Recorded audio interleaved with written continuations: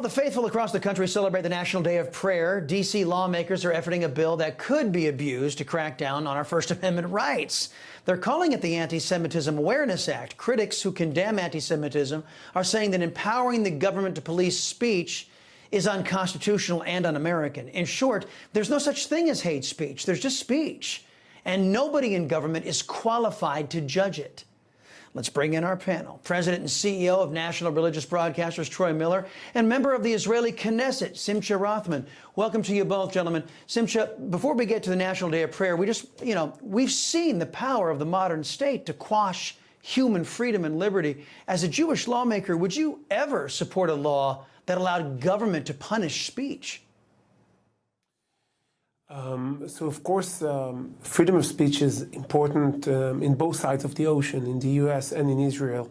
But many times people misuse the idea of freedom of speech. For example, the main example that is, I think, most countries, even countries with very strong protection of freedom of speech, criminalize, is the incitement to terror. What we see here in campuses is not a speech of criticism. It's not a speech of trying to create a better society in the view of the person who speaks. It's an incitement to violence, to terror, and anti-Semitism, as we just saw, in very fast way. It's like shouting fire in a crowded theater. It creates almost immediately a violent response. So anything can be misused, especially any law concerning speech, but also the freedom of speech. Idea might be misused to incite for terror or to hurt Jews through anti-Semitic or terror incitements. Well, Troy, though many concede the sentiment of the bill was good, it was well-intentioned, is it wise to give more power to a government, let's say here in the United States, that has already proven that it loves to abuse power against its own citizens? Well, I agree with that. The government loves to abuse power. And if you look at this, hate speech is already defined. Go to the FBI's website, type in hate speech.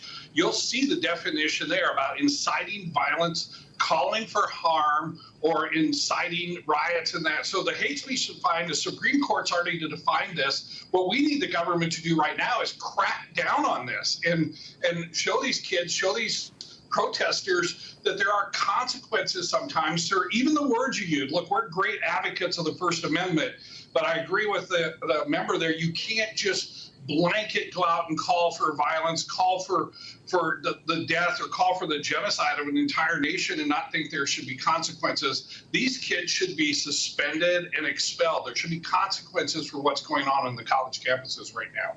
Gentlemen, give me about 30 seconds if you could. Simcha, the National Day of Prayer, what is your reflection on that today? So I was very happy and honored to be invited to participate in the National Day of Prayer in the Capitol, and I think it's in a time like this, especially when we know what's happening back in Israel. I just came from there.